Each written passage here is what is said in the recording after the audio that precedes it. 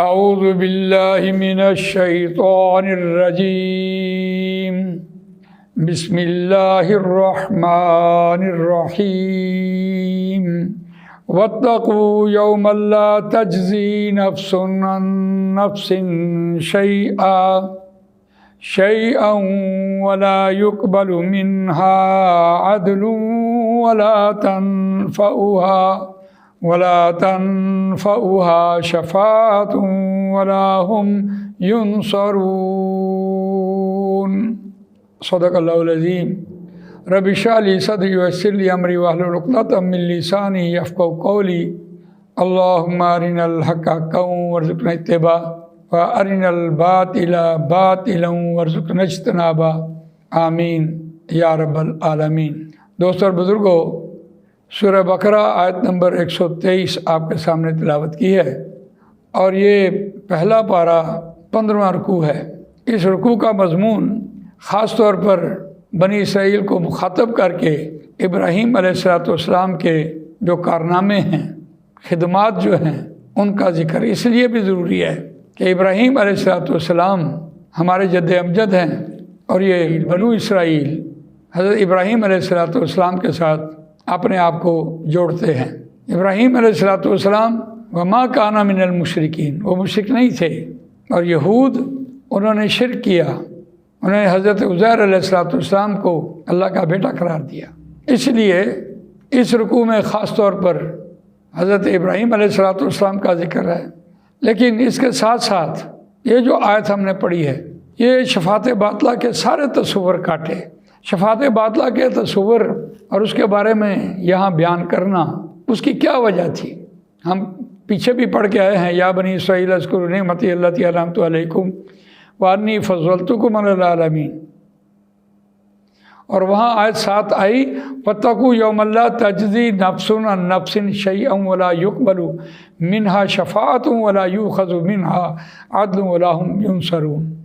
وہاں بھی شفاعت باطلہ کے سارے تصور، اور یہاں بھی شفاعت باطلہ کے سارے تصور کاٹے۔ اس کی بڑی وجہ یہ تھی کہ یہود نے اپنا عقیدہ بنا لیا، وقالوا لن تمسنا النار الا ایاما معدودہ، انہوں نے کہا ہرگز نہیں چھوئے گی آگ ہمیں مگر گنتی کے چند دن۔ یہ گنتی کے چند دن بھی اس لیے کہ حضرت موسیٰ علیہ السلام ان سے 40 دن کے لیے کوہ طور پر چلے گئے، تو ان کا یہ زوم تھا کہ اگر آگ میں چھوئے تو 40 دن چھوئے گی، کیونکہ موسیٰ علیہ السلام ہمارے درمیان نہیں رہے۔ یہی ان کا ایک عقیدہ امت مسلمہ میں بھی آ گیا، اللہ کا پکڑا چھڑا لے گا محمد کا پکڑا چھڑا کوئی نہیں سکتا۔ یہ شفاعت باطلہ کے تصور جو ہے وہیں سے آئے ہیں، اس لیے قرآن مجید نے یہاں یہ بات متصلاً بیان کی۔ آیت کا ترجمہ سنیے، واتقوا یوما لا تجزی نفس عن نفس شیئا، اور ڈرو اس دن سے جس دن کوئی جان کسی دوسری جان کے بدلے میں نہیں لی جائے گی، ذرہ برابر نہیں لی جائے گی۔ جب قرآن مجید یہ بات کہتا ہے تو یہاں سے ایک جھلک نظر آتی ہے کہ اگر یہود کے ہاں یہ سزاؤں کا سلسلہ جاری تھا تو یہاں بے احتیاطی کی جاری ہوتی ہوگی، کہ اگر کسی بوڑھے شخص نے کسی جوان کو قتل کیا تو اس کی جان کے بدلے کوئی جان لے آئے۔ بوڑھا شخص تو اپنی زندگی گزار بیٹھا، تو جس جان کی گئی ہے وہ تو جوان تھا، تو اس میں بھی ان کی بے احتیاطیاں ہوں گی۔ اس لیے قرآن مجید نے یہ بات یہاں کہی کہ جان کے بدلے جان ہوگی، جیسا مارا ہے ویسے ہوگا۔ ایسا نہیں ہے ٹھیک ہے جانور میں بھی جان ہے، اس کے بدلے جان نہیں۔ تو اس اعتبار سے ولا يقبل منها، اور نہیں قبول کیا جائے گا اس سے کوئی عدل، یعنی برابری نہیں لی جائے گی۔ ہو سکتا ہے کہ کوئی عدل کے بارے میں وہاں بھی کوئی دیتے ہوں۔ جو نبی اکرم صلی اللہ علیہ وسلم نے دیت طے کی ہے، اور وہ بھی معروف ہے کہ جیسے لوگ زندگی بسر کرتے ہیں اس کے مطابق وہ دیت بنتی ہے، لیکن اس دنیا میں، اگلے جہان میں نہیں۔ اس دنیا میں بھی دیت اس لیے ہے کہ دشمنیاں نہ بڑھیں، جن کا قتل ہوا ہے ان کو کچھ ملے۔ ولا تنفعها شفاعۃ، اور نہ نفع دے گی اسے کوئی سفارش، جیسے ان کا یہ خیال تھا، آج ہمارا بھی یہی خیال ہے۔ ہم اللہ کو واسطے دے کر کہہ رہے ہوتے ہیں۔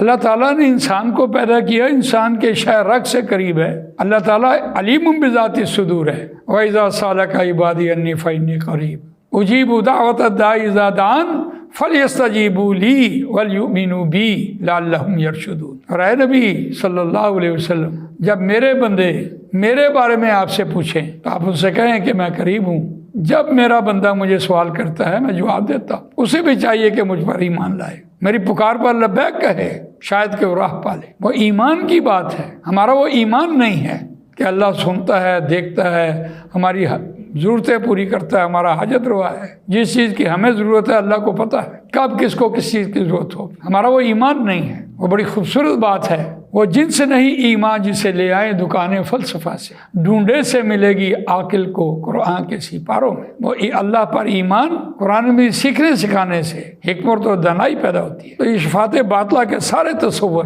جو انسان نے اپنے پاس سے بنا لیے، اس کا سارا توڑ، اس کا سارا کلا کما یہاں وَلَا هُمْ يُنصَرُونَ، اور نہ وہ مدد کیے جائیں گے۔ تو یہاں ہمارے نظریات جو بھی ہوں، لیکن قرآن مجید کو اس اینگل سے پڑھنے کے بعد ہماری عقل ٹکانے آ جاتی ہے کہ جب قرآن یہ بات کہہ رہا ہوتا ہے۔ نبی اکرم صلی اللہ علیہ وسلم نے اپنی بیٹی حضرت فاطمہ رضی اللہ تعالیٰ عنہا کو کہا کہ اے بیٹی، اس دنیا میں جو چاہو میں اپنے حصے میں سے دے سکتا ہوں، لیکن کل جب اللہ پکڑے گا یا اللہ کے حصے میں سے میں کچھ نہیں دے سکوں گا، میں سفارش نہیں کر سکوں گا۔ تو ہم نے جو شفاعت باطلہ کے تصور بنا رکھے، یہاں سے ہمارے لیے بہت بڑی رہنمائی ہے۔ اللہ تعالیٰ مجھے آپ کو قرآن مجید پڑھنے، سمجھنے، اس پر عمل کرنے، اس کو دوسروں تک پہنچانے کی توفیق عطا فرمائے۔ سبحانک اللہم و بحمدک، نشہد ان لا الہ الا انت، نستغفرک و نتوب الیک۔